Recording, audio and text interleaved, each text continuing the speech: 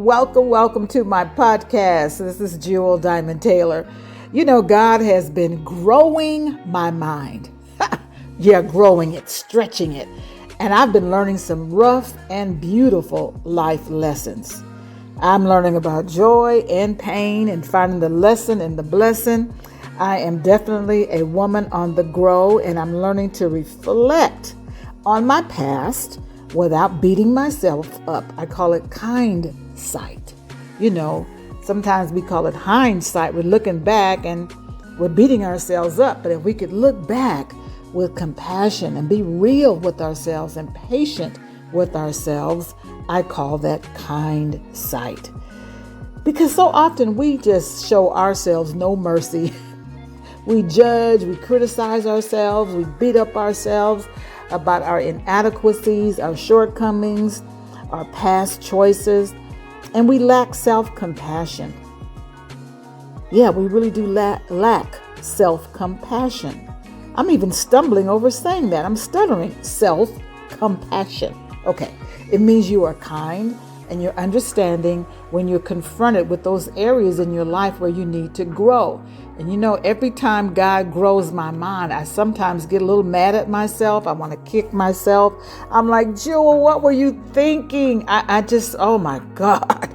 It really helps me to appreciate God's grace in my life.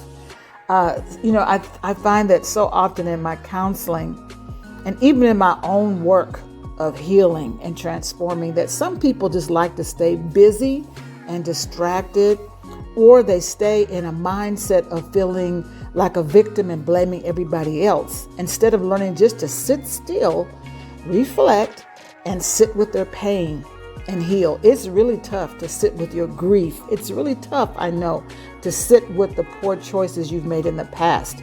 And if you're not careful, the guilt, the shame will just take you out.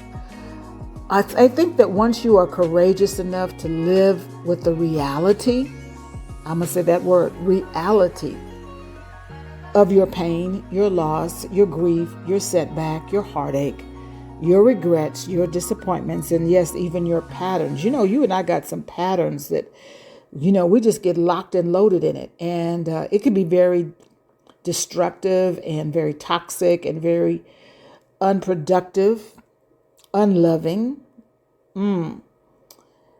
But once we become aware, and that is the cornerstone of my counseling, is helping others to become aware of their patterns, to become aware of what they've bought into.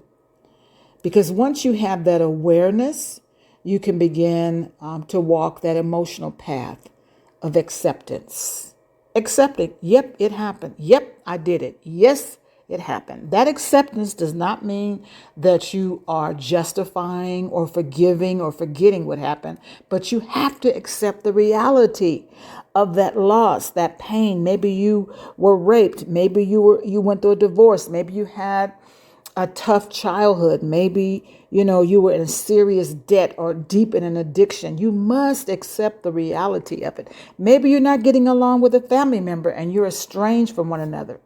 And you look at your relationships and you think, how come everybody else gets along with their mom or their dad, but I don't? How come everybody gets along with their child, but I don't? There's a reality that you have to face so that you can begin to do the work. Too often I hear people saying things like they're fighting their demons, when the reality is they're fighting and resisting the consequences of their choices. Everything that we do has a benefit or sets us up for some type of a negative consequence. So the question is, could it be that life is inviting you to build spiritual stamina, mental health, and emotional wellness?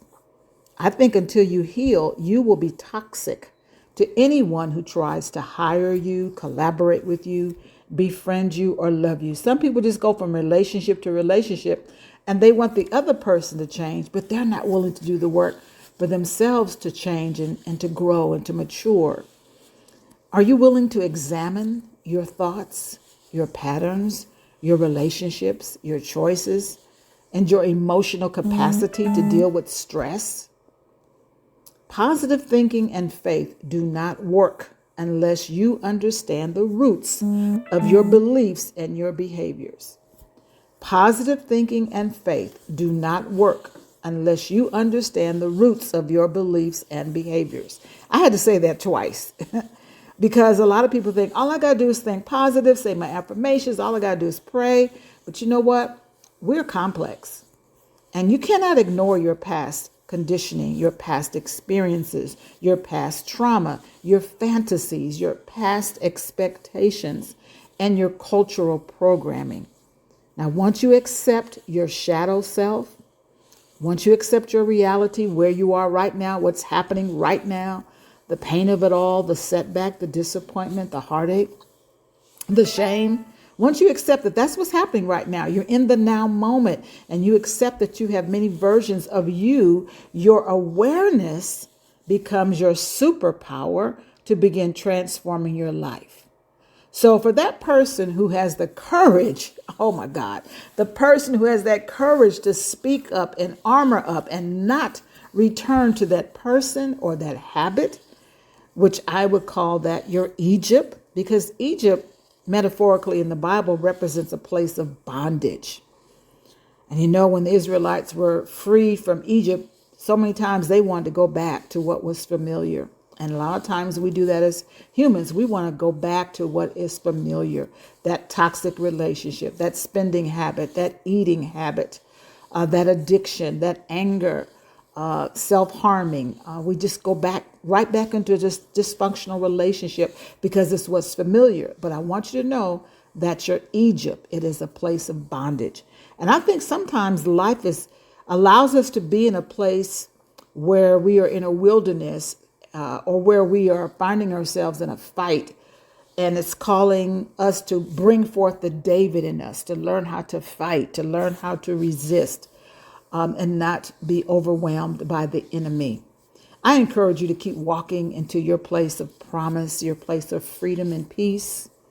You know what? Getting help can help you overcome the darkness and break unhealthy patterns. Be sure to reach out to me when you are ready to be accountable to someone, to have progress, when you're ready to create abundance in your life, when you're ready to eliminate procrastination and fears. Call me or email me when you're ready to experience a safe place to speak, to dream, to plan, to share. Reach out when you're ready for unbiased support from me, when you're ready to activate your faith, your purpose, your confidence, your self-worth, and self-esteem. When you're ready for that personal, customized guidance from my 30 plus years of experience of being a conference speaker, ministering to others, counseling, coaching, therapy, writing books, traveling, I have a huge toolbox I would love to open up and find the right tools to give placed in your hands that you could begin your healing journey. God bless you, and thank you so much for listening, and thank you for sharing my website, my videos, and podcast with others.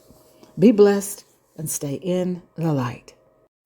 This is my aim, this is my sign, this is where I live, and what I like, this is where I'm from, and what I do, this is what I love. How about you?